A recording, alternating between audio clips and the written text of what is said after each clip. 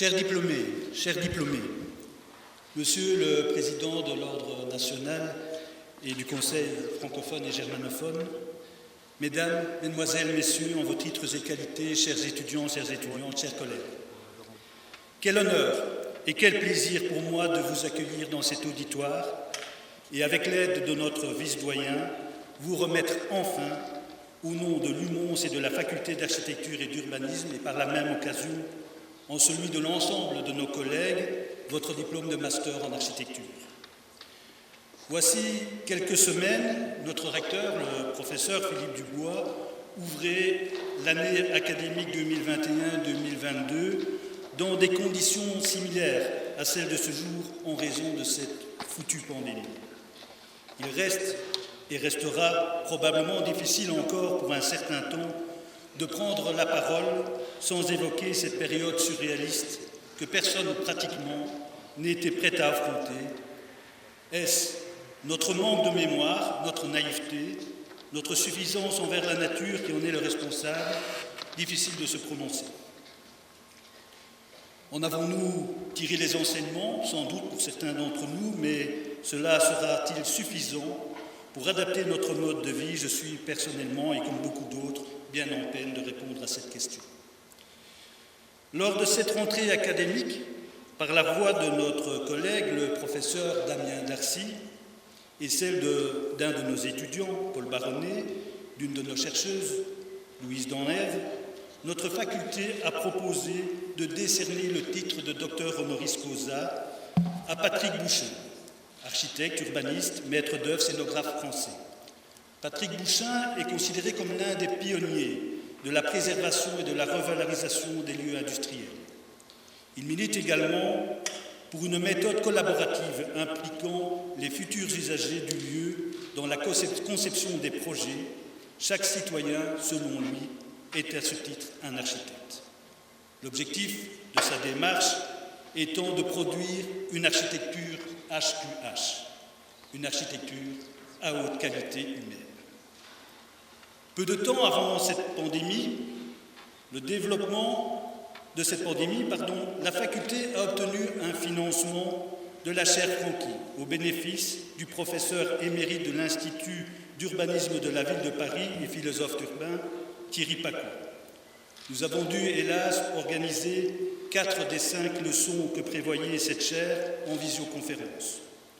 Durant celle-ci, en s'appuyant sur ses travaux personnels et sur de très nombreuses références bibliographiques, Thierry Pacaud a pu nous sensibiliser à la nécessité d'ouvrir l'architecture à d'autres regards, à d'autres perspectives, un peu décalées comme celles développées par certains philosophes, architectes, urbanistes, et qui ont fait un pas de côté par rapport aux logiques dominantes, pour mieux ou plus librement se rapprocher du monde qui nous entoure.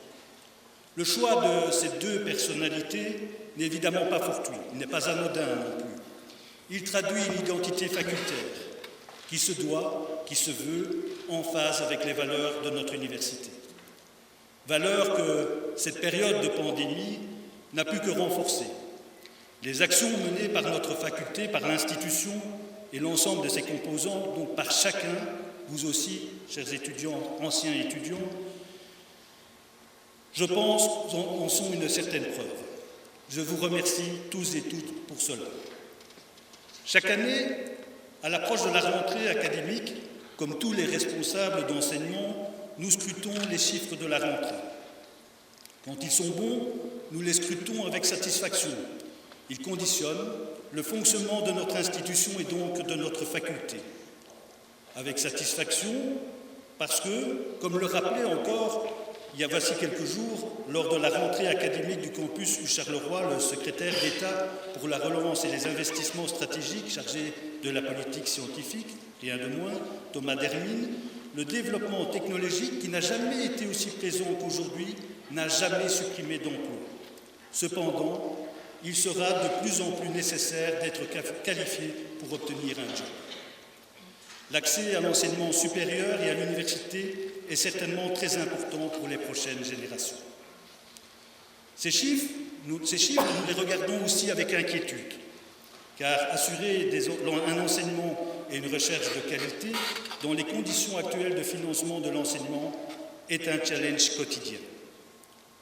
En 5 ans, notre faculté a vu passer sa population de 450 à près de 700 étudiants et chercheurs. Cette croissance et l'attractivité de notre formation sont constatées également dans les autres universités de la Fédération Wallonie-Bruxelles. Pour y faire face, en regard de ce que je viens de vous dire, si nous ne voulons pas fermer des portes d'entrée de notre formation, nous devons travailler dans les meilleurs délais à construire des portes de sortie pour nos étudiants. Des projets sont d'ores et déjà sur la table, comme un Master 120 en urbanisme, accessible au terme de notre bachelier, des certificats pour une formation continue indispensable pour s'inscrire dans la pratique professionnelle constamment en évolution. Une bidiplomation, architecte et ingénieur dans le domaine du numérique, et sans doute que d'autres projets pourront venir compléter les besoins de nos jeunes diplômés face aux défis et aux enjeux qui les attendent. Lors de ma candidature à la fonction de doyen, j'avais présenté un projet de réforme complète du programme de notre cursus. Un événement planétaire a quelque peu bouleversé notre fonctionnement et nos priorités. 4 ans se sont écoulés et mon mandat vient à terme. Le bureau facultaire a néanmoins décidé de relancer avec force et vigueur cette réforme des programmes. Je suis personnellement convaincu qu'elle est absolument nécessaire pour que la formation que nous proposons à nos étudiants soit efficiente. Dans la méthodologie que nous avons mise en place, vos avis, chères consoeurs, chers confrères, nous seront particulièrement utiles. Nous ne manquerons donc pas de vous solliciter pour obtenir des infos au travers d'enquêtes ou encore, de manière plus active, participer à un comité stratégique que nous définirons prochainement. Monsieur le Président de l'Ordre des architectes, je ne doute pas que nous puissions également compter sur votre aide dans cette démarche importante pour la faculté et pour le métier.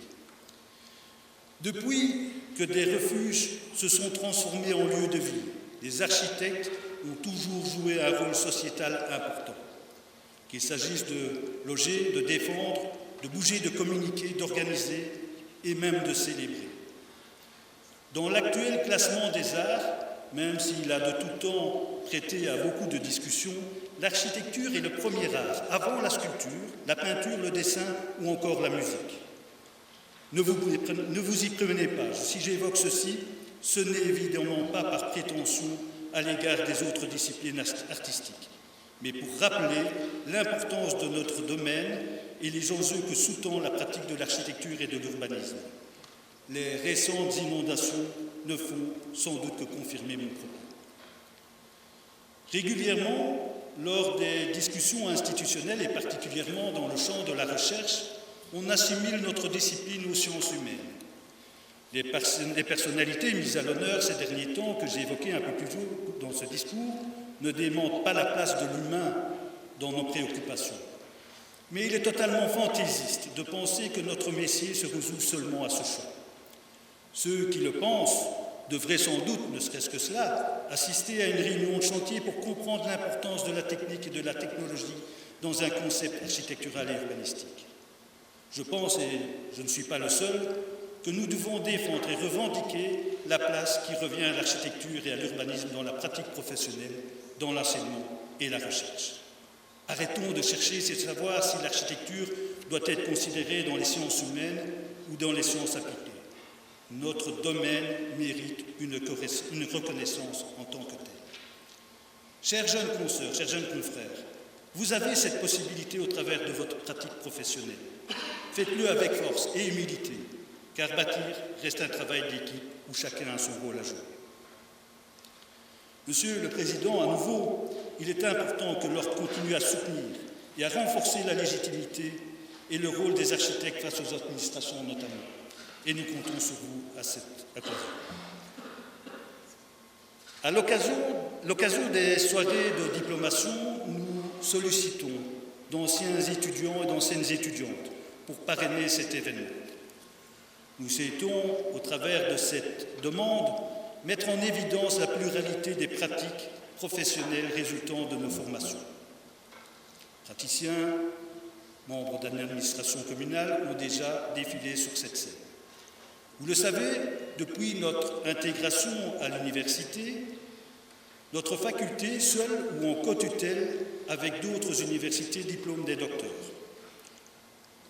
Nous remettons d'ailleurs également aujourd'hui symboliquement leur diplôme à 2 de nos dernières promus docteurs de notre faculté.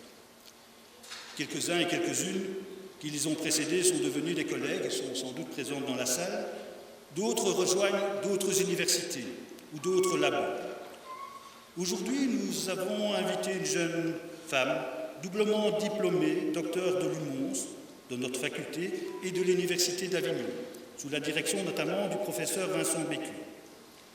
Au terme après avoir soutenu sa thèse, elle s'était engagée dans un post-doc permettant de prolonger sa recherche en Polynésie française.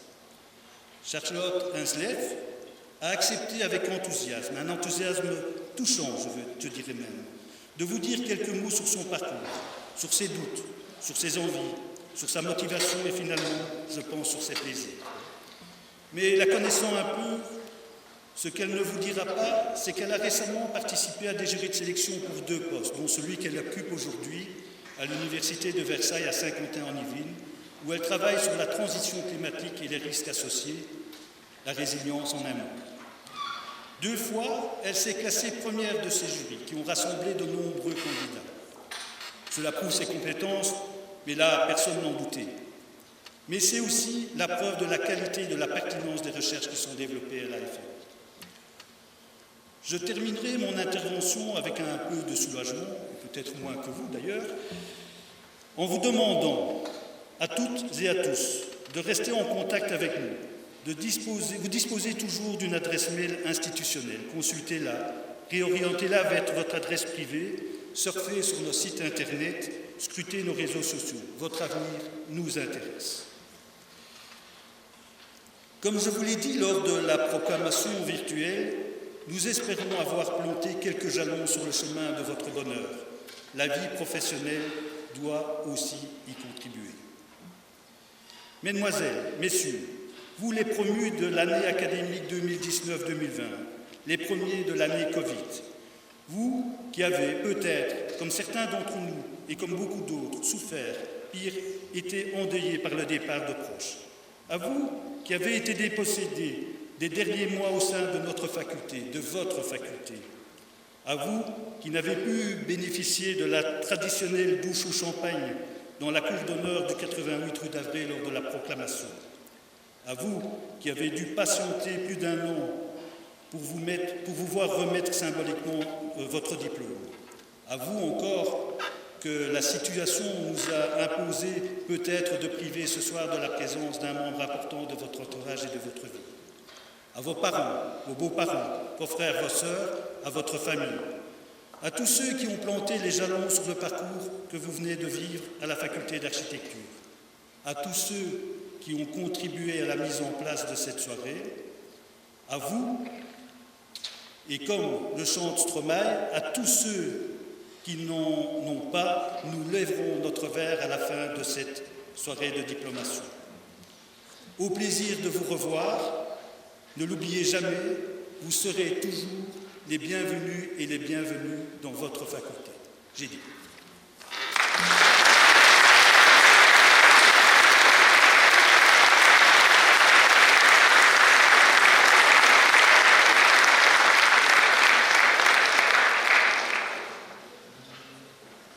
Merci, monsieur le doyen. Alors, je vais vous inviter maintenant à regarder une vidéo qui retrace 5 années, on va dire, d'activité académique. Et vous allez voir que l'activité académique ne peut pas être nécessairement ennuyante. Regardez.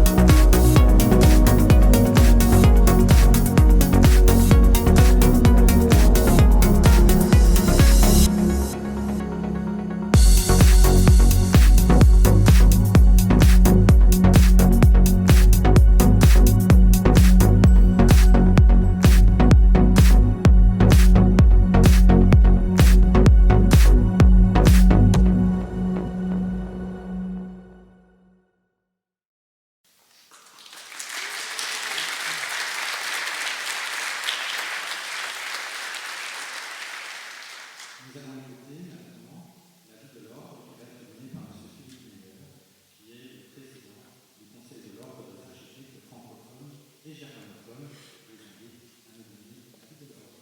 Je vous remercie. Monsieur le doyen, chers consoeurs, chers confrères, mesdames et messieurs, c'est un plaisir pour moi de me trouver parmi vous ce soir pour cette cérémonie des diplômés et diplômées 2019-2020. Pour vous qui avez obtenu votre diplôme durant cette période et donc qui avez en principe démarré un stage, les choses n'auront pas été faciles puisque dès le début 2020, le Covid a fait son apparition. Comme tout le monde, nous avons dû évoluer, nous adapter, nous réinventer. Nous avons tous soif de normalité, nous avons dû apprendre à fonctionner différemment, visioconférence, Covid safety care, distance sociale, etc. Néanmoins, ce soir, nous sommes réunis tous ensemble et en présentiel, et comme on dit, pourvu que cela dure. Alors, je voudrais faire tout d'abord quelques rappels concernant la mission d'un ordre professionnel. Un ordre professionnel assure la protection du consommateur en s'assurant de la qualité et de la sécurité des prestations et services offerts et, dans ce cadre, de la préservation de l'intérêt général. Donc la mission du professionnel, en l'occurrence de l'architecte, est une mission d'intérêt général et c'est la raison pour laquelle il y a la nécessité d'une déontologie et d'une éthique professionnelle. C'est dans ce cadre que l'architecte doit fonctionner et l'ordre définit ce cadre, mais il ne faut pas oublier que ce cadre évolue au travers de ses mandataires qui représentent la profession. C'est donc un fonctionnement démocratique. À ce titre, je voudrais toucher deux mots, justement, le premier sur la démocratie et le second sur l'aspect humain. La démocratie autorise la réflexion, la négociation, éventuellement le conflit et le changement de société. C'est un des principes de la démocratie qui est la liberté d'évoluer. Aujourd'hui, c'est important de se le rappeler, car le législateur a parfois tendance à charger notre profession de nombreuses tâches complémentaires qui nous semblent éloignées de notre métier. Il est donc nécessaire d'admettre qu'une évolution est parfois nécessaire, mais aussi parfois de se battre pour éviter un alourdissement tout à fait anormal. Un second mot sur l'humain. Monsieur le doyen parlait tout à l'heure de la HQH, haute qualité humaine, un terme que j'aime beaucoup entendre et qui malheureusement est un peu éloigné de certaines préoccupations aujourd'hui de l'Europe. La logique de marché aujourd'hui est une approche économique de la société. Or, une profession libérale est axée sur les services et c'est essentiellement une approche humaine de la société. Cette approche économique de l'Union européenne, l'ordre la combat et essaye justement d'aller vers une approche essentiellement humaine, d'une part par ses actions via le monde politique, mais d'autre part également par ses actions via le Conseil des architectes de l'Europe qui se bat énormément. Et comme le disait son président tout dernièrement, les prestations d'architectes, ce n'est pas un sac de patates et c'est donc tout le contraste et tout le paradoxe de la position de l'Europe par rapport à nos prestations qui ne sont malheureusement pas toujours considérées en tant que prestations du type humain. Mais ça doit évoluer et je pense que ça évoluera. Un petit mot concernant l'architecte et ses missions. Alors, être architecte aujourd'hui, un petit rappel, c'est de savoir que l'architecte a une mission d'intérêt général qui touche à la santé, à la salubrité ou à la sécurité publique. C'est une profession réglementée, nous avons la loi de 39 qui la constitue, nous avons également la loi de 63 qui institue l'ordre et qui amène la déontologie. Il y a donc pour l'architecte le bénéfice d'une exclusivité sur les actes de conception et de contrôle de l'exécution des travaux. C'est quelque chose qui est important, c'est quelque chose qui évidemment nous donne des devoirs et des droits et surtout une grande responsabilité. Être architecte aujourd'hui, j'ai noté quelques points qui sont extrêmement importants aujourd'hui. Nous sommes contraints par des règlements, des lois, toutes ces contraintes et malgré ça, il est important au travers de ces contraintes de conserver sa vision d'architecte tout en la faisant évoluer. Il faut également garder son indépendance. C'est une grosse différence par rapport aux professions de type commercial et justement l'importance de garder le conseil en tant que pierre d'achoppement de notre rôle vis-à-vis de nos clients. Et enfin, poser des actes d'architecture, ce sont des actes qui ne sont pas anodins, ils sont parfois lourds aujourd'hui sur le plan de la responsabilité. Tous ces points sont importants, doivent être défendus. Malheureusement, les contraintes des règlements et lois ne font qu'évoluer. Il y a donc la nécessité de faire preuve de créativité pour continuer à les respecter tout en faisant évoluer notre métier vers, je l'espère, une belle architecture. Et puis, nous sommes une profession libérale. C'est différent d'une profession commerciale, je le disais, mais cet aspect parfois mal compris du grand public, il y a donc la nécessité de mieux communiquer là-dessus. Alors je pense que, en ce qui vous concerne, vous êtes des jeunes diplômés, vous avez sûrement l'habitude des outils de communication que des plus âgés n'ont pas.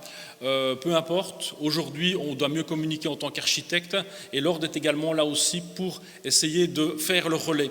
C'est la raison pour laquelle nous avons lancé il y a environ 3 semaines, 1 mois, une campagne de sensibilisation qui s'appelle #QuestL'Architecte et qui permet justement de mieux faire ressortir au niveau des médias principalement le rôle de l'architecte et simplement parfois son nom.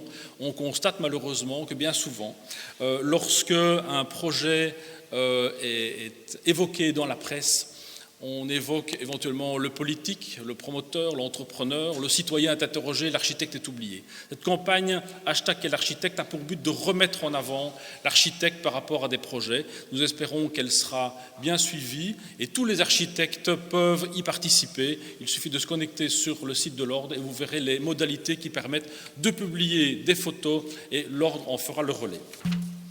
Alors, être architecte aujourd'hui, c'est quoi encore ? Eh bien, c'est enrichir le patrimoine culturel. C'est diverses manières d'exercer. On peut être architecte indépendant autour de projets, on peut être architecte collaborateur, on peut même être architecte fonctionnaire et travailler pour des administrations. Il y a de grandes responsabilités à notre profession, mais c'est aussi une grande chance de pouvoir porter ce titre d'architecte. Il faut donc, je pense, et c'est très important, savoir rester à l'écoute de la société, rester digne en toutes circonstances, c'est important. Et puis, malgré tout, rester optimiste, malgré une évolution sociétale de plus en plus commerciale.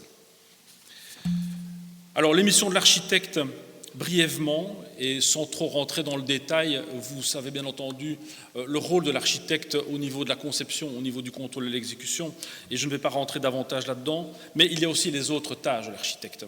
Aujourd'hui, les autres tâches, dues au fait que le monde évolue, ce sont des audits, des conseils énergétiques, ce sont les maquettes BIM, c'est parfois travailler comme agent immobilier, c'est le développement d'activités qui peut-être sont marginales aujourd'hui, qui pourront devenir importantes aujourd'hui. Dans tous ces points, dans tous ces rôles, l'Ordre essaye de rester dans l'actualité. Un groupe de travail a été constitué pour les étudier et peut-être faire évoluer la déontologie afin que le métier d'architecte soit exercé de la manière la plus complète possible aujourd'hui par l'ensemble de la profession. Et demain ? Alors demain, je pense que ça commence avec une actualité brûlante, la COP26 qui a lieu en ce moment, qui évidemment concerne des enjeux planétaires, des enjeux en termes de climat. Et je pense qu'à ce niveau-là, l'architecte et les professions de la construction ont un rôle extrêmement important à jouer. Alors, une grande question qui vient depuis longtemps, est-ce le rôle de l'Ordre de mener cette réflexion ? Pendant longtemps, nous avons pensé que le rôle de l'Ordre devait se borner à des affaires plus déontologiques. Je pense, au vu des derniers événements que nous avons connus, le climat s'emballe, des feux de forêt partout dans le monde, des inondations catastrophiques en Belgique, il faut peut-être revoir notre manière de penser. Il faut certainement que l'on s'investisse davantage dans justement les règlements ou la manière de construire ou d'envisager l'aménagement du territoire. Nous devons, c'est indispensable, changer notre mode de vie.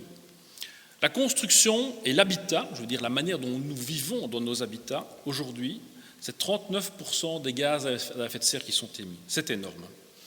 Nos actes de concepteurs inscrivent nos constructions, nos projets dans le très long terme. Ce qui veut dire que l'aménagement du territoire, évidemment, voit son évolution fortement liée à la manière de ce que nous concevons aujourd'hui et aux projets que nous mettons en route aujourd'hui. C'est donc extrêmement important et je pense qu'on ne peut plus rester sur le paradigme précédent qui était de dire l'Ordre va s'occuper de la déontologie et nous laisserons aux politiques le choix de faire les réflexions. Je pense que ce temps est terminé et je plaide aujourd'hui pour une réflexion globale au sein de notre profession pour faire des propositions concrètes auprès des autorités afin de définir de nouvelles pratiques. Il y a déjà des contacts qui ont été pris dans ce sens, avec le monde de la construction et le monde politique entre autres. Nous devons intensifier ces démarches et nous devons le faire avec tous les acteurs, avec l'enseignement, bien entendu, avec les associations professionnelles, avec les entreprises, avec le monde politique. C'est extrêmement important si nous ne voulons pas, à un moment donné, être complètement dépassés et nous retrouver dans un monde dont nous ne voulions pas. Je conclurai simplement en disant qu'il n'est peut-être pas trop tard, mais il est temps malgré tout et grand temps d'agir. Mais pour revenir sur une note beaucoup plus positive et pour revenir surtout sur les jeunes diplômés qui sont là ce soir, je voudrais simplement encore une fois les féliciter pour leur présence, pour leur ténacité. Le métier n'est pas facile, donc je leur dis bravo, je vous dis merci pour votre engagement, tout simplement, et surtout merci pour votre attention.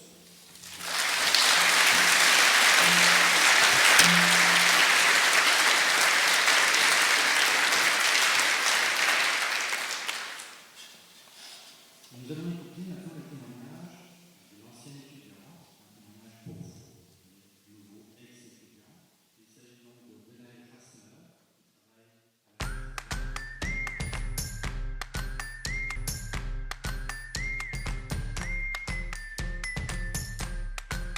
J'ai visité plusieurs écoles, l'école de sciences, l'école des langues et la faculté d'archi, c'est vraiment la dernière que j'ai visitée.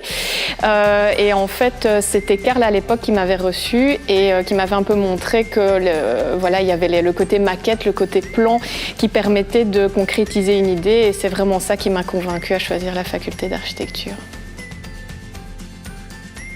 J'en ai beaucoup, ça c'est sûr. Les présentations en atelier et les jurys qui sont vraiment les moments clés des études. Et pour y parvenir, les nuits blanches aussi, parce que c'est clair que pour concrétiser notre projet, il faut passer par les plans, par les maquettes. Aussi des petits couacs au niveau des maquettes qui se décollent la veille, des petits éléments qui se décollent et qu'il faut recoller en vitesse. Des proches aussi qui nous aident. Moi je me souviens de ma maman en première année qui m'avait aidée pour des plans. J'avais un projet de toit plat et en fait elle faisait les petits points en rotring pour matérialiser les toitures plates. Il y a les voyages d'archi aussi qui sont très intéressants. On a eu l'occasion d'aller à Chicago, d'aller au Portugal, à Berlin. Et enfin mon travail de fin d'études parce que c'était vraiment le point final de mon parcours scolaire. Et le sujet était assez sensible, c'était sur la Shoah. Et donc là, les professeurs, à la fin de la présentation, ont versé, certains ont versé une larme et c'était assez émouvant. Donc ça, je m'en souviendrai. Je ne peux pas en sortir un du lot parce qu'ils étaient vraiment tous super, mais je retiendrai surtout les professeurs d'atelier parce que c'est vraiment l'essentiel des études. Les présentations en atelier, c'est vraiment ce qui nous occupe la majeure partie de la semaine. Donc je dirais les professeurs d'atelier. Tout premièrement, mon compagnon que j'ai rencontré dans le cadre de mes études et on ne s'est pas quitté depuis. Et environ une dizaine de potes qu'on croise régulièrement. On va au resto, on boit un verre. Et d'autres personnes que j'ai l'occasion de croiser dans le cadre de mon travail, qui travaillent maintenant au service urbanisme ou qui sont auteurs de projets. Avant de travailler à l'Agence Wallonne du patrimoine, j'étais stagiaire dans un bureau d'architecture. J'ai fait aussi le master complémentaire en restauration du patrimoine. Entre-temps, on m'a proposé un poste d'assistante de recherche que j'ai tenté, mais finalement ça ne me plaisait pas. Donc je suis redevenue collaboratrice dans un bureau d'architecture. Et ensuite, j'ai eu l'occasion de postuler à l'Agence Wallonne du patrimoine. Mon envie, c'était vraiment de valoriser ce master complémentaire que j'avais fait. Et en plus, durant mes études à la faculté d'architecture, j'étais dans un atelier à vocation patrimoniale déjà. Donc voilà, c'était l'occasion de valoriser tout ça. Et donc mon travail actuellement, je suis architecte toujours, mais de l'autre côté de la barrière, donc pas en tant qu'auteur de projet. Et je suis tout ce qui est travaux sur biens classés pour les secteurs de Soigny et de Mons. Et donc mon travail, c'est essentiellement encadrer les réunions de patrimoine quand il y a des travaux envisagés sur des biens classés. Suivre les chantiers, les contrôler et traiter des demandes de subsides qui émanent de pouvoirs publics ou de pouvoirs privés.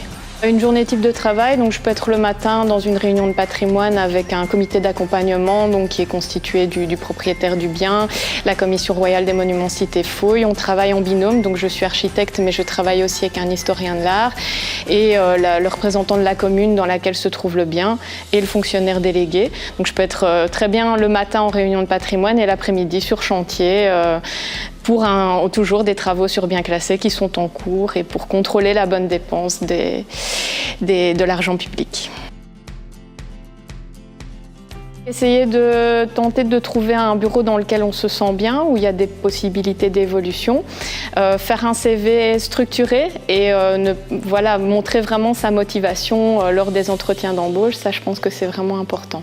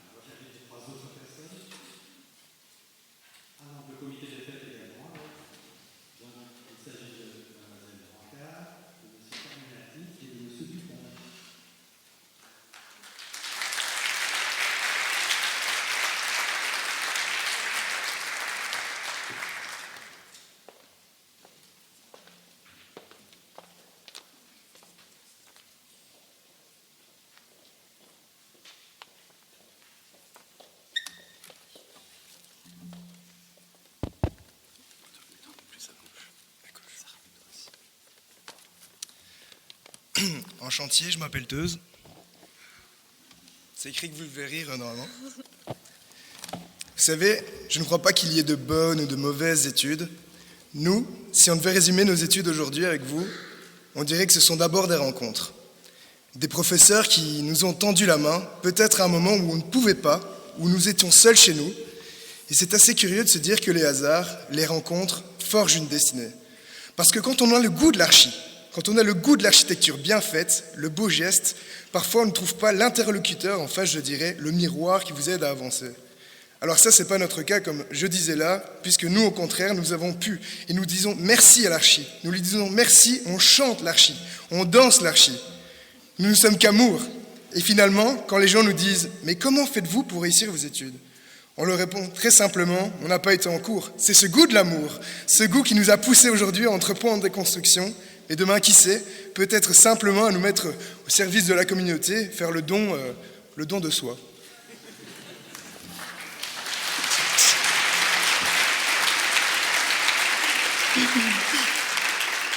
Merci Loris pour ce magnifique monologue. Comme d'habitude, tu sais t'arrêter quand il faut. Hein, ça change des travaux de groupe et du discours. Bref, il y a quelques semaines, on nous a demandé de faire un discours. Beaucoup de souvenirs nous sont venus à l'esprit. Les siestes à la cafette, la semaine provençale, le ski. Et ah oui, il y a une fois, on a dû se rendre dans un grand local avec plein de gens où il y avait une personne qui présidait et qui parlait devant des diaporamas. Mais sans savoir vraiment ce qu'on faisait là, on est parti à la pause.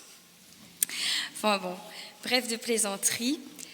Maintenant qu'on a enfin fini et que ça fait 1 an qu'on travaille, merci le coronavirus, quand on rencontre quelqu'un et qu'il nous pose la question « Qu'est-ce que vous faites dans la vie ?»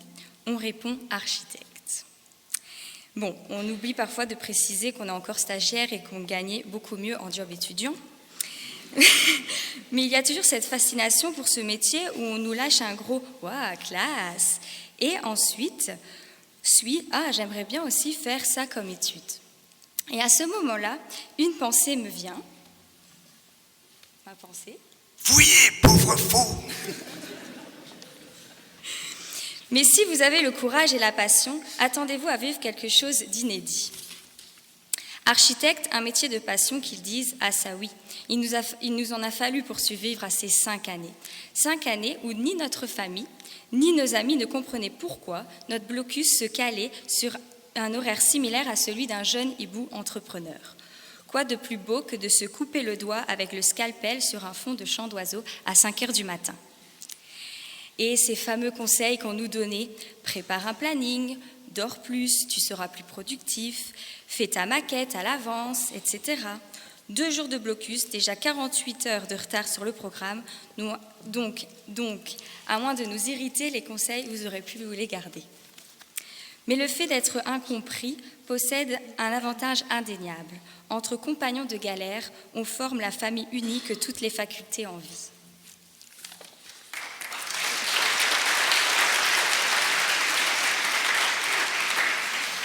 Et oui, au fur et à mesure des cours, des ateliers, des travaux de groupe, des liens forts se sont créés. Mais il faut bien que quelques personnes se bougent pour maintenir la cadence. Et pour ça, il y a un petit comité sympa qu'on appelle l'AG. Mais si vous voyez les fameux représentants étudiants dont le QG se situe dans un KGB à côté des toilettes. Entre le Covid, le mouvement MeToo et le décès de Johnny, je peux vous dire qu'on n'a pas chômé. Tantôt dans des réunions mouvementées avec le recteur ou les professeurs, tantôt en train de twerker à deux plaies, et ça, c'était parfois aussi chaud que le climat. Je parle de l'organisation, bien sûr. On a commencé à organiser des soirées en plein milieu de la faculté. Bon, après, on a un peu renoncé à cette dernière option, tant le nettoyage en fin de soirée devenait laborieux. On peut y déguster les désormais cultes Tid jaunes. Mais attention, ne vous laissez pas avoir par sa belle robe jaune, car il te laisse dans un sale état, plusieurs personnes ici peuvent en témoigner.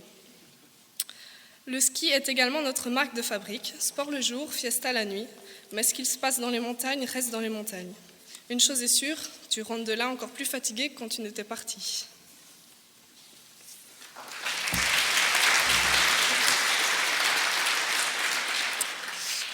Et à côté de l'AG, ou plutôt en dessous, dans les caves, il y a les baptisés. Le cercle Archimons ou la secte, comme certains peuvent le penser. Pourtant si ouvert et rempli de valeurs fondamentales comme la solidarité, l'humilité et le respect. Bon, les 3 premières semaines, on faisait un peu moins les malins. Entre les regards de tueurs que nous laissaient les baptisés des années supérieures et les regards de pitié que nous lançaient nos braves camarades en nous voyant arriver exténués au cours de M. Vona, il fallait s'accrocher. Mais bon Dieu, qu'est-ce que ça en vaut la peine? Entre les événements et les rencontres qu'on pouvait y faire, des rencontres qui seront gravées à vie dans nos mémoires. On ne savait plus où mettre la tête, en tout cas, surtout pas dans les syllabus. Chacune de nos années ont été drillées par ces événements. Les ratés étaient inconcevables. Aucun projet ni travaux de groupe font le poids face à ce folklore. Certains événements ont même permis de représenter la faculté, comme les pom-pom girls ou les pom-pom boys lors de la Coupe du Mons. Les filles, très compètes, se sont occupées de ramener la coupe à la maison, tandis que les garçons ont fait un spectacle digne du Moulin Rouge.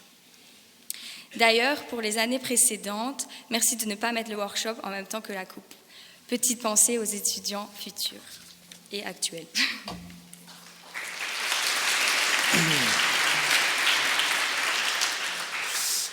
Mais être baptisé, ce n'est pas seulement boire de la bière, chanter des champaillards, danser sur du Camaro, c'est faire partie d'un cercle où la solidarité et l'investissement sont maîtres mots. Nous 3, nous avons eu la chance de pouvoir nous investir au quotidien en faisant partie du comité, mais cet investissement ne se limite pas qu'à celui-ci. Cela concerne tous les membres du cercle. D'ailleurs, merci à vous tous, car sans vous, certains événements n'auraient jamais vu le jour.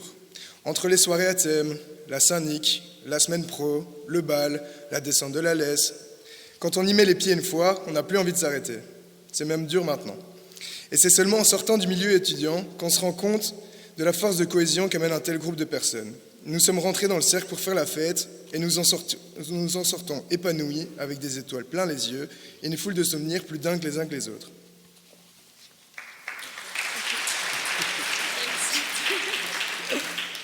Bon, assez parlé de l'AG et du comité. Que serait une faculté sans le facteur clé de cette famille, les profs? À l'Archi, il n'y a qu'un pas entre professeurs et compagnons de soirée, de compagnons de voyage. Et oui, on en a fait du chemin. Entre Porto, Lyon, Copenhague, Glasgow, Berlin, Rotterdam, les endroits que vous nous avez fait découvrir sont nombreux. D'ailleurs, quand est-ce qu'on repart? Grâce à vous, on a pu s'émerveiller devant les divers aspects de l'architecture, mais également faire de plus en plus connaissance. Il faut dire qu'il fallait être solidaire pour ne pas se perdre dans ces grandes villes, vivre l'organisation de la faculté. Mais bon, on ne vous en veut pas, c'est ce qui rend la faculté Archi de Mons davantage unique.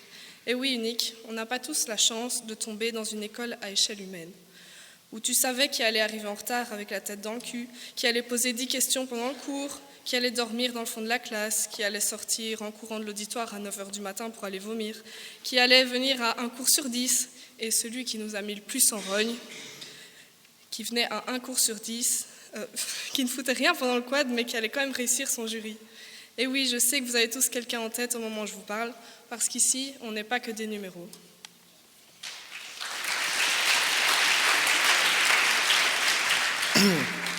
Bref, l'Archi en résumé, c'est parier un bac de jupe que tu fais 16 sur 20 et avoir 16 sur 20, boire le bac, décrocher un panneau impasse de Smet, lui offrir, qu'elle l'affiche dans son bureau, ou recevoir des appels de Karl, notre secrétaire adoré, qui te demande si c'est normal s'il t'a pas vu depuis longtemps, en Master 1.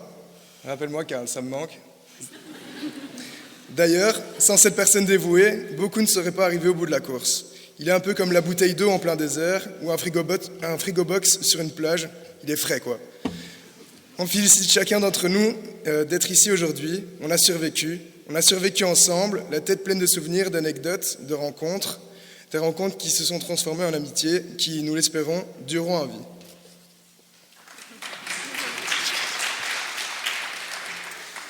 Alors cette proclamation est assez spéciale, car nous avons tous été découvrir différents horizons pendant cette année écoulée, avant de enfin pouvoir tous nous retrouver. Je pense qu'on regrette tous que ces 5 années, bon 6 pour certains, soient passées si vite. Cependant, on est tous là aujourd'hui, prêts à tacler les problèmes d'aujourd'hui et prêts à trouver les solutions pour demain. Il est important aujourd'hui de mettre au centre de nos réflexions des sujets comme le sens, le bonheur, la joie au travail, au-delà des termes comme le sacrifice, le sérieux, la compétitivité ou l'excellence. Quand on voit les valeurs de consommation, d'écocentrisme, d'accumulation, de compétition qui ont été les valeurs du système actuel, et quand je vois les élans de solidarité, de conscience collective, d'empathie, de collaboration, de quête de sens qui nous ont entourés pendant nos 5 ans, je me dis que nous sommes celles et ceux qui peuvent réellement changer le monde actuel, en un monde plus juste, une société plus heureuse. Nous sommes aujourd'hui des adultes, des diplômés. La vie est à nous. Alors écoutons-nous en tout premier. Le monde n'a plus besoin de battants, il a besoin de rêveurs, de personnes capables de reconstruire et de prendre soin. Et surtout, on a tous besoin aujourd'hui plus que jamais de gens heureux. Et ce bonheur, on le recherche un peu partout aujourd'hui. On a tous pris des chemins différents, peut-être en Belgique ou ailleurs dans le monde. Mais lorsqu'on nous propose de revenir à Mons, il n'y a jamais une seconde d'hésitation. Car comme un grand monsieur de notre temps disait, au fond, je crois que la Terre est ronde. Pour une seule bonne raison. Après avoir fait le tour du monde, Tout ce qu'on veut, c'est être à la maison. Et oui, le 88 rue d'Avray, c'est devenu notre maison.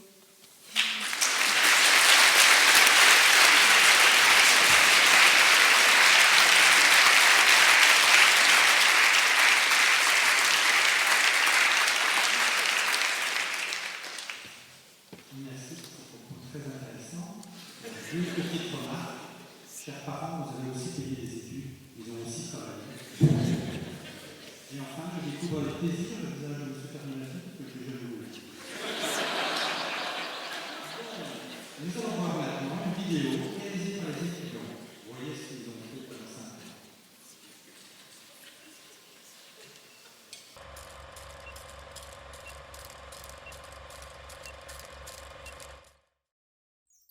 Je ne veux pas travailler, je ne veux pas déjeuner, je veux seulement oublier et puis je fume.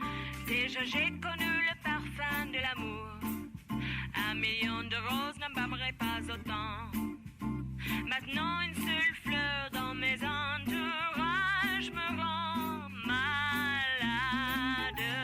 Je ne veux pas travailler, je ne veux pas déjeuner, je veux seulement oublier et puis je fume. Je ne suis pas fière de sa vie qui veut me tuer. C'est magnifique être sympathique, mais je ne le connais jamais. Je ne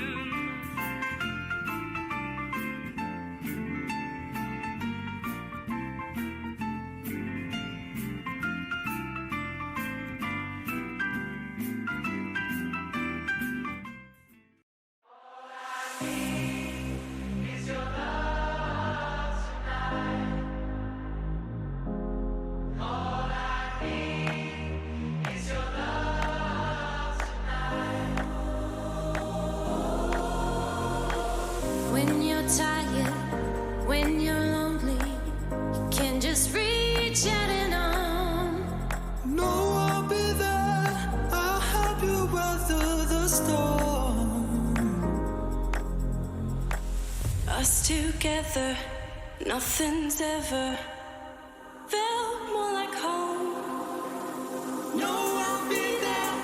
You will never be alone. All I need is your love tonight. All I need is your love tonight. All I need is your love tonight. All I need is your love tonight. All I need is your love tonight. In that moment when you're feeling like there's nothing at all, reach out to me, know that I'll answer the call. Us together, nothing's ever felt more like home.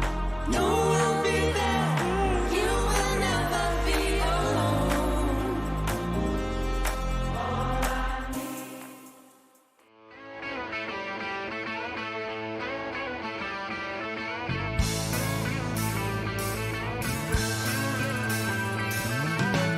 No one told you life was gonna be this way. Your job's a joke, you broke. Your love life's the away. It's like you're always stuck in second gear when it hasn't been your day, your week, your month, or even your year. But I'll be there for you when the rain starts to fall. I'll be there for you like I've been there before. I'll be there for you 'cause you're there for me too. You're still in bed at 10 and work again at 8. You burned your breakfast so far, things are going great. Your mother warned you there'd be days like these, but she didn't tell you when the world was brought down to your knees. And I'll be there for you when the rain starts to fall. I'll be there for you like I've been there before. I'll be there for you 'cause you're there for me too.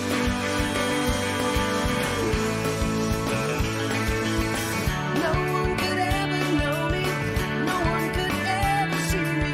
Seems you're the only one who knows what it's like to be me. Someone to face the day with, make it through all of the rest with. Someone I always laugh with, even at my worst, I'm best with you. Yeah.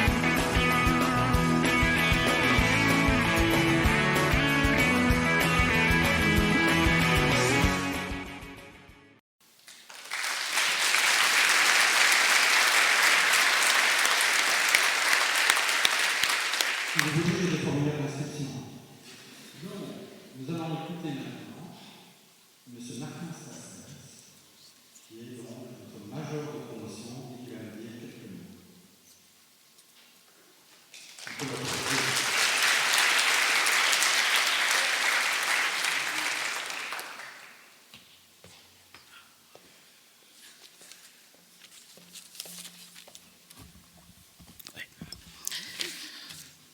Bonjour à tous. Je vous rassure, je ne vais pas faire l'intello. J'aurais pu faire ce genre de discours très académique, mais je ne le ferai pas. J'aurais pu vous parler pendant 5 minutes des charrettes que vous nous avez fait subir, mais je ne le ferai pas. Enfin, j'aurais pu vous voyer pour les larmes coulées en jury. N'est-ce pas, Nina? Mais je ne le ferai pas non plus. Je ne le ferai pas car le rendu n'aurait finalement pas été fidèle à la réalité. Ma faculté, nous nous sommes battus ensemble, quelquefois, il est vrai, l'un contre l'autre, et cette lutte fut riche en émotions. Alors, j'ai décidé de venir ici et de te dire merci. Merci pour toutes ces années. Merci pour avoir bousculé nos certitudes. Merci de nous avoir forcés à faire toujours plus. Merci d'avoir cru en nous. Merci de nous avoir partagé ton expérience. Merci, enfin, de nous avoir in fine construit. Normal pour des architectes, certains diront. Cher public, vous allez passer la soirée à applaudir les étudiants, c'est bien normal. Mais avant ça, je voudrais que tous ensemble, on applaudisse ces gens qui œuvrent au quotidien pour que, in fine, au bout de ce cycle, nous soyons tous réunis autour de ces succès.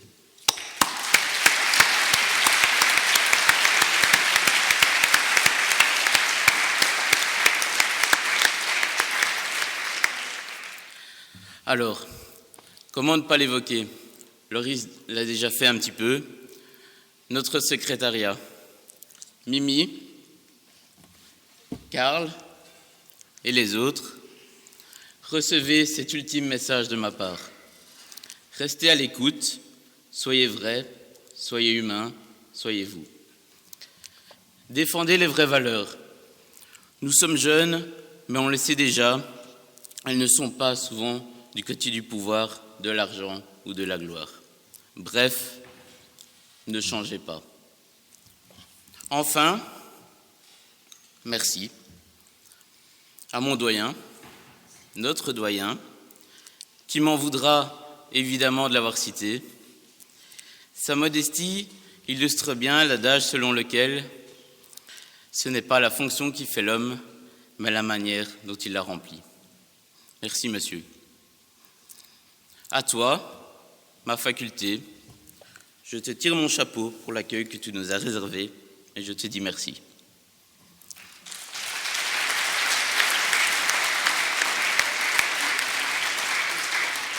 Chers amis, pour ceux qui ont la chance de pouvoir le faire, n'oublions pas cet ultime merci, et c'est probablement le plus important.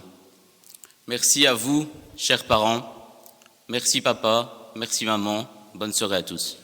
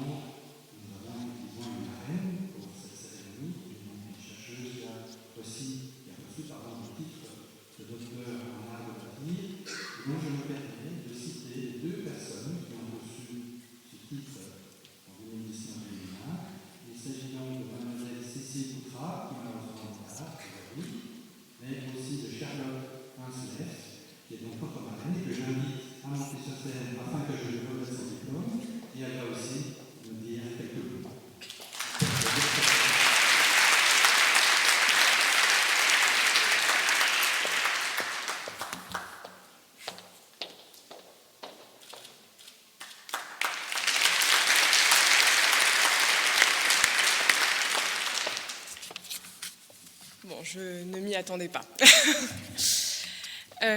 Chers étudiants, chers parents, chers professeurs, je suis ravie et surtout très émue d'être parmi vous ce soir pour un si bel événement qui est votre cérémonie des diplômes. Merci à Étienne Gaudimus pour l'invitation. Quel bonheur de revenir en Belgique et plus particulièrement à Mons, malgré le temps. Une cérémonie de remise des diplômes est un événement particulier.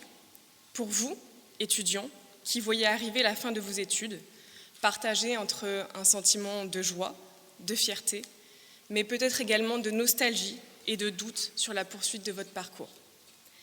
Pour vos parents, qui vacillent entre larmes de joie, angoisse de savoir s'ils ont pris de belles photos, fierté et émotion. Pour votre faculté, qui vous voit partir avec nostalgie et fierté. Et enfin pour nous, chargés de discours, qui sommes inquiets de parvenir à remplir la mission de trouver les bons mots, les mots justes. Lorsqu'Étienne m'a proposé de faire un discours, j'ai accepté avec un enthousiasme débordant. Mais, après avoir accroché, les questions sont arrivées en masse. Comment vous féliciter? Quel message pouvais-je vous faire passer? Ces questions m'ont perturbée, m'ont fait hésiter, m'ont fait angoisser, mais m'ont également passionnée et fait avancer. Ce rôle de marraine me donne plusieurs missions ce soir. Tout d'abord, être là pour vous si vous en avez besoin. J'aurais aimé, à la fin de mes études, avoir des modèles, des exemples. À la fin de mon Master 2 en géographie, je n'avais aucune idée de vers quel métier je me destinais. J'ai eu l'opportunité et la chance de me lancer dans une thèse. Mais très sincèrement, je ne connaissais rien à ce monde vers lequel je m'orientais. Est-ce que ce choix allait me plaire? Est-ce qu'il me conviendrait à mes valeurs, à mes idées, mes valeurs professionnelles et surtout mes valeurs personnelles? Toutes ces questions, j'ai dû y trouver mes réponses. Alors, en acceptant de faire un discours ce soir et d'être votre marraine, je prends l'engagement de vous accompagner dans ce processus, si vous en avez besoin. Alors surtout, n'hésitez pas à me contacter, à me poser des questions. Être ici ce soir, c'est aussi vous prodiguer des conseils, ou en tout cas des pistes de réflexion. J'en ai sélectionné 4. Tout d'abord, soyez curieux. En 2005, Steve Jobs avait conclu son discours à l'université de Stanford en disant aux étudiants « Stay hungry, stay foolish ». Vous êtes au début d'un long processus qui se révélera parfois complexe, mais vous devez garder votre soif d'apprendre, votre soif de curiosité. Vous devez continuellement chercher à avancer, à repousser vos limites et à sortir de votre zone de confort. Très personnellement, je déteste parler en public. Mais je suis là, devant vous ce soir, un peu tremblante, mais surtout très heureuse d'avoir relevé ce défi. Cette aptitude à être curieux, vous l'avez d'ores et déjà développée au cours de vos études. Elle est autant, voire plus, importante que vos connaissances théoriques. Le monde surmondialisé dans lequel nous vivons évolue de plus en plus vite et les connaissances théoriques se périment très vite. La curiosité, elle, perdure. Ensuite, soyez passionnés. La vie est courte, vous devez profiter de chaque jour comme si c'était le dernier. Quel que soit le chemin que vous emprunterez, choisissez-le avec passion. Pour citer Stendhal, la vocation, c'est d'avoir pour métier sa passion. Réussir ne signifie rien si vous n'êtes pas en accord avec vous-même et vos rêves. Soyez passionnés, soyez impertinents, soyez fous. Certains associent la passion à la folie, quelque chose d'incontrôlable. Pour Oscar Wilde, au contraire, les folies sont les choses qu'on ne regrette jamais. Et au vu des dernières présentations, je pense que vous l'avez bien compris. Je vous encourage aujourd'hui, et pardon si ça contrarie vos parents ou vos familles, à être fous. Sortez du cadre, croyez en vous, osez, improvisez, apprenez. N'ayez pas peur de vous tromper de route, d'échouer. Au cours de mes études, j'ai toujours juré que jamais je ne ferais une thèse. J'ai toujours eu une vision de la recherche comme quelque chose d'assez vieillot et surtout très ennuyeux. Comment on pouvait travailler 3 à 4 ans sur un même sujet. Mais petit à petit, j'ai compris que je me trompais. Aujourd'hui, pour moi, c'est un métier qui aiguise la curiosité, qui pousse à apprendre, à sortir de sa zone de confort, qui fait voyager et qui fait rencontrer une multitude d'acteurs. J'ai également découvert que dans la recherche, un des fondamentaux était que les non-réponses représentaient des résultats. Les erreurs sont des résultats, sont un apprentissage. Thomas Edison a fait 2000 tentatives ratées avant de mettre au point l'ampoule. Mais il ne disait pas que c'était des échecs, il disait « j'ai trouvé 2000 façons de ne pas faire une lampe ».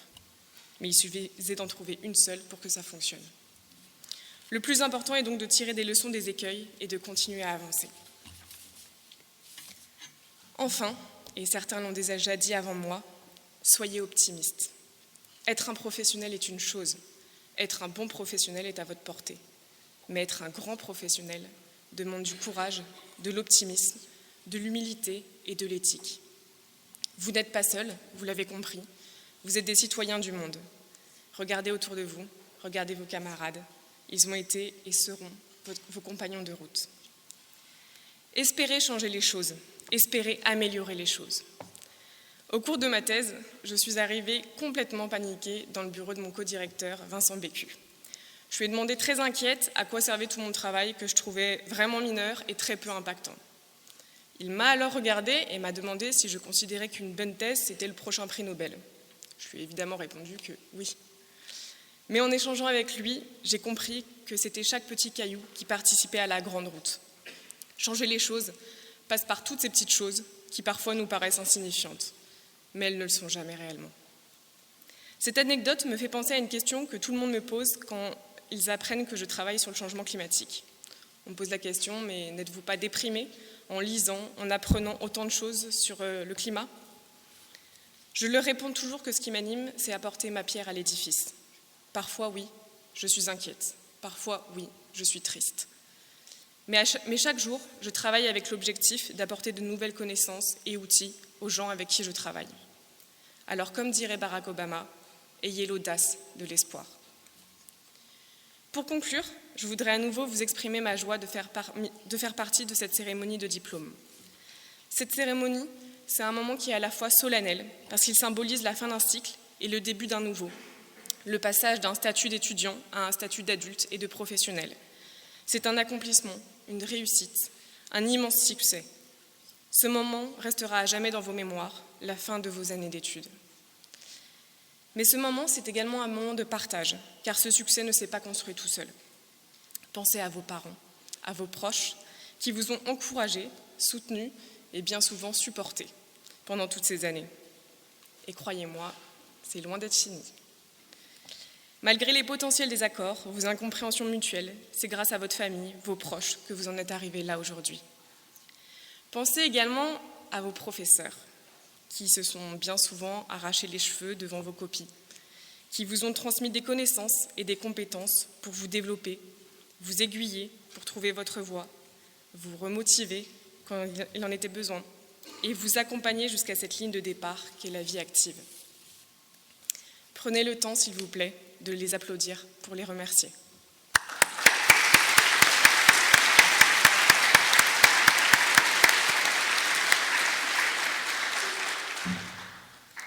Enfin, ce soir, c'est un moment de joie, un moment de fête, et pas uniquement parce que vous risquez de très peu dormir cette nuit. Cette cérémonie est une célébration en votre honneur. C'est l'occasion de souffler, de regarder derrière vous avec fierté et de regarder devant vous avec envie. C'est l'occasion de se remémorer vos périodes de charrette, la joie des travaux de groupe, vos préparations d'oraux et de défense. Mais surtout, c'est le moment d'être fier. Vous y êtes. Vous avez réussi. Vous avez grandi et vous avez décroché ce diplôme tant attendu. Soyez fiers, tout comme les personnes ici présentes le sont de vous. Ce soir, c'est vous qui brillez, de réussite, de promesses et d'espoir. Vous resplendissez de succès, de fierté, d'amitié, de partage et d'amour. Mesdames et messieurs, merci d'applaudir la promotion des diplômés 2019-2020.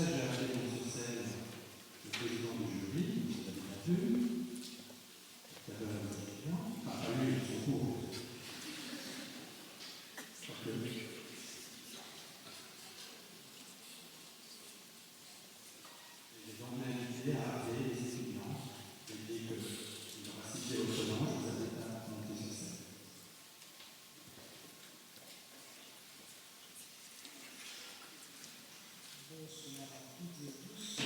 Je remercie au passage mes collègues de m'avoir laissé le rôle le plus facile de la soirée, le moment solennel et final. J'adresse évidemment personnellement mes plus sincères félicitations à tous les nouveaux diplômés, que je vais donc appeler par une mention de cycle et au sein de la même mention par ordre alphabétique. Sans plus attendre, André Florien, avec grande distinction.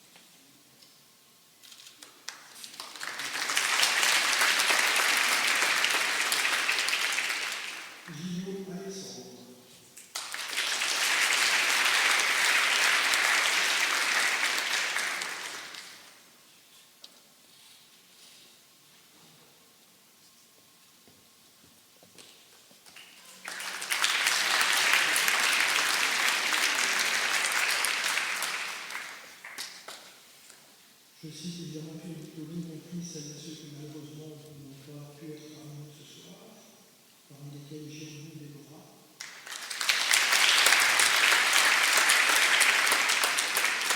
Julien Thomas.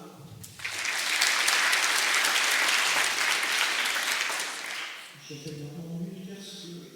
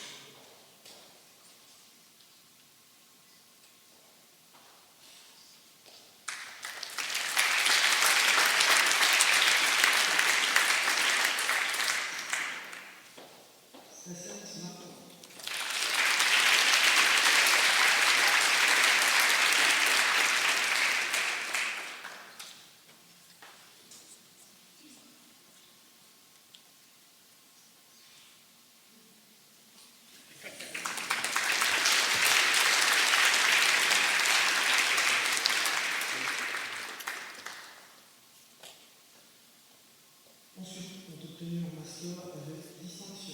Adam Roman.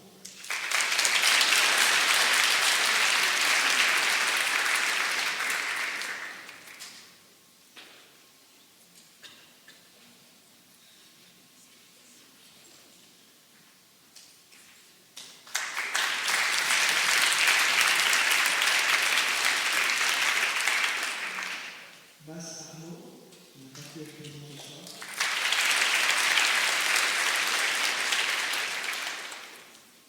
Valéra Lorena.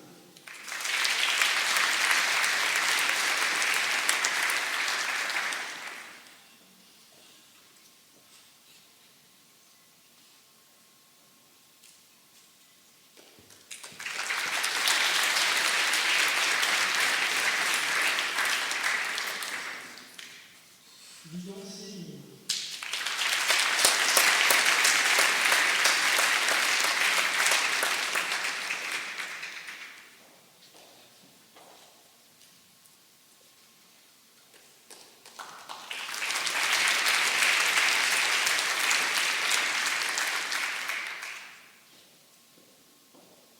WhatsApp Isaac.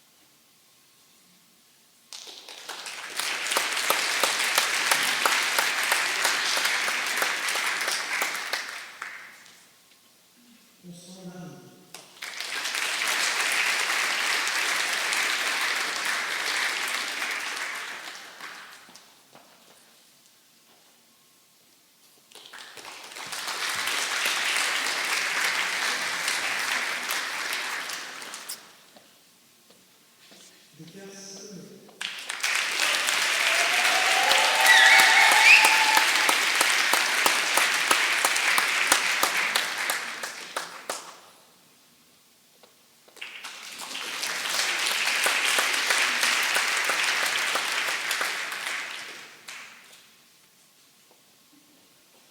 Delphos Mourmina.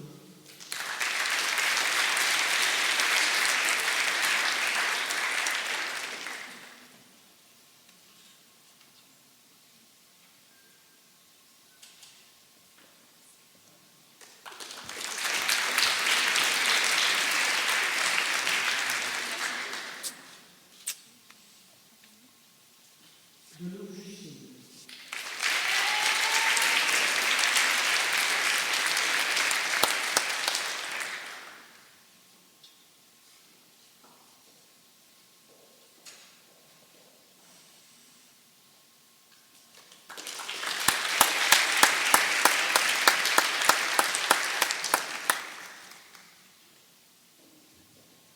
Dupont de Mar.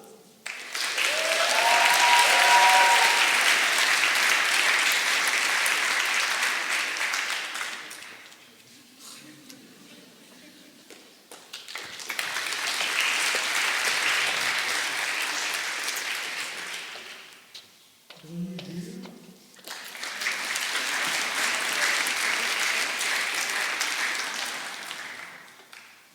Incombe Barthélemy.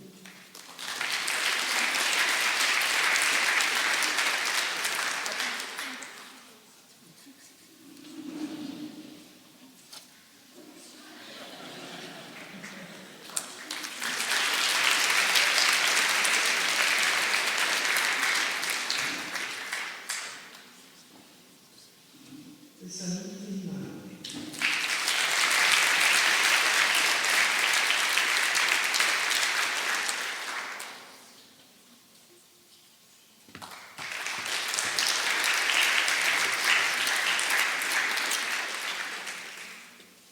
Roland Polignan.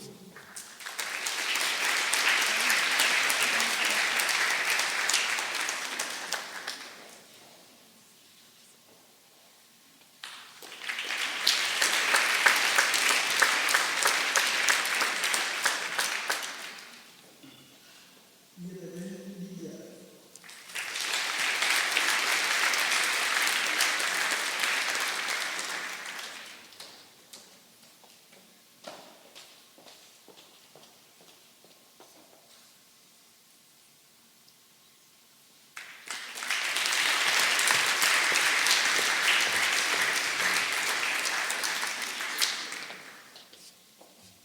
Hubert Laurent.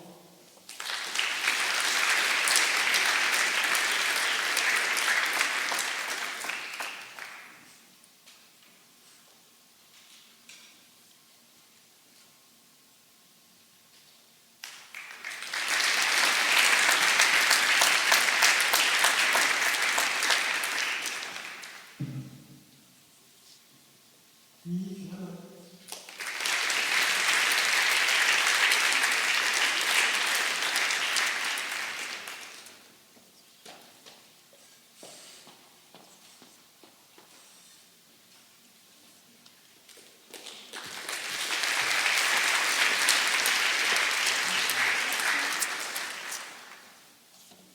Merci.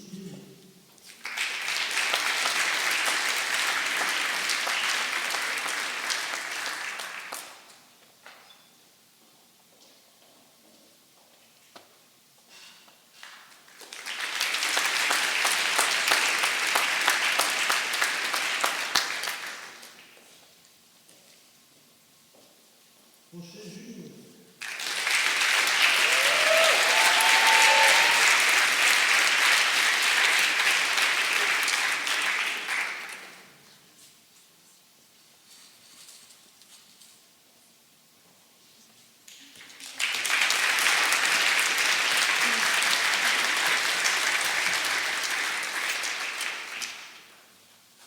Serre Marais.